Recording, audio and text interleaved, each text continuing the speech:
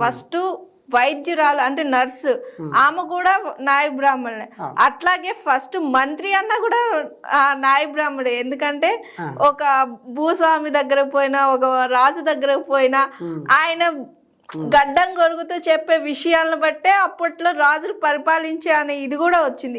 ఇంత పేరున్న మీకు ఈ సూదకం అని, ఈ చులకంగా చూడడం కానీ, మాట్లాడడం కానీ, ఇలాంటివి ఫేస్ చేసినప్పుడు ఎట్లా అనిపిస్తుంది సార్? ఇప్పుడు మీరు చెప్పిన దాంట్లో మంత్రులకి ఒక పరిపాలక రాజు పడుకుంటే ఆయన పండుకొని లేవకముందే నిద్రలో ఉండగానే షేవింగ్ చేసి వచ్చి నా నైపుణ్యత మా వాళ్ళకు ఉంది. తర్వాత ఈ కటింగ్ చేసేటప్పుడు ఇవన్నీ కూడా ఏంటి ఈ మొత్తం గ్రామ వార్తలు ఈ వార్తలు ఏంటి అనేది మా వాళ్ళు అందరి దగ్గర తిరుగుతారు కాబట్టి వార్తలు సేకరించి వాళ్ళు ఎట్లా చేయాలి రాజకీయం అనేది నేర్చుకునే వాళ్ళే. కానీ మా వాళ్ళు ఎప్పటి వరకు కూడా సేవకులుగానే ఉన్నారు. మాకు భూములు లేవు. ఇప్పుడు చూడండి, యాదవులు ఉన్నారు, వాళ్ళు గొర్రెల కాపర్లుగా ఉండేవాళ్ళు. గొర్రెలు కాసుకోవడానికి మేత కావాలంటే భూమి కావాలి. వాళ్ళు భూమిని కొంత సొంతం చేసుకొని ఉన్నారు కాబట్టి వాళ్ళకి ఆ రోజు ఆ భూములు ఉన్నాయి కనుకనే ఇప్పుడు భూములు యాలి పెరిగిన తర్వాత భూస్వాములు అయ్యారు, డబ్బున్నోళ్ళు అయ్యారు, వాళ్ళు రాజకీయం కూడా రాగలిగారు.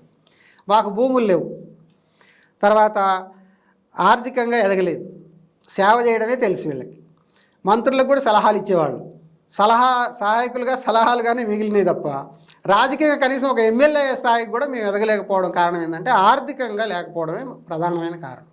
ఇప్పుడు ఆర్థికంగా ఉంటేనే ఇవాళ రాజకీయంగా పోటీ చేసేటువంటి అవకాశం ఉన్న పరిస్థితి మనం చూస్తూ ఉన్నాం. వాస్తవానికి ఆ ఆర్థిక వనరులు లేనటువంటి వాళ్ళు రాజకీయాన్ని అందుకోలేని స్థితిలోనే ఉన్నారు. ఇప్పుడు మీరన్న మంత్రికి సలహాలు ఇస్తారు కానీ కనీసం నాయ బ్రాహ్మణుని మంత్రి అని కూడా అంటారు కానీ ఇక్కడ ఈ మంత్రి శాఖలలో మంత్రి లేడు కదా, కనీసం ఒక గవర్నమెంట్ పదవి కూడా లేదు కదా అని మీరు వేసిన క్వశ్చన్ చాలా మంచి క్వశ్చన్. ఇది అందరూ రాజకీయ నాయకులు కూడా వేసుకోవాల్సిన క్వశ్చన్ ఇది. ఇప్పుడు పరిపాలన చేసే వాళ్ళు ఎవరైనా సరే ఈ క్వశ్చన్ వేసుకొని వీళ్ళు సేవకులు సమాజానికి మనకంటే ఎక్కువ వీళ్ళు సేవ చేస్తున్నారని వాళ్ళు అనుకొని మా సేవా వృత్తి చేస్తున్నటువంటి ఈ కులానికి ఖచ్చితంగా రజకులు కానీ నాయ బ్రాహ్మణులు కానీ వీళ్ళిద్దరు లేకపోతే రజకులు బట్టలు ఉతకపోతే ఎట్టుంటుంది? ఇక ఆ మురికి బట్టలు వేసుకొని ఉంటే ఆది మానవులాగానే ఉంటారు. కాబట్టి చేనేత వాళ్ళు బట్టలు నేయకపోతే ఎట్టుంటుంది? కుమ్మరి వాళ్ళు కుండలు చేయకపోతే ఎట్లుంటుంది? ఈ వృత్తులన్నీ కూడా ఒక మనిషి శరీరంలో ఈ అవయవాలు ఎలాగనైతే పనిచేసినాయో ఈ వృత్తుల ద్వారాగా వచ్చే ఉత్పత్తులన్నీ కూడా సమాజం నడవడానికి ఆ విధంగా ఉపయోగపడ్డాయి. కానీ ఇప్పుడు ఈ అన్ని వృత్తుల్లోకి పెట్టుబడిదారులు వచ్చేసి మొత్తం వృత్తులన్నీ సర్వనాశనం చేసి వాళ్ళు లాభాపేక్షతోటి గడుపుతూ వాళ్ళే ఇవాళ పరిపాలనలో ఉన్నారు. ఎవరైతే లాభాపేక్షతోటి ఆర్థికంగా ఎదిగారో ఆ డబ్బుని పెట్టుబడిగా పెట్టి ప్రజలని వాళ్ళ వైపు మళ్లించుకొని వాళ్ళే పరిపాలన చేస్తూ ఉన్నారు.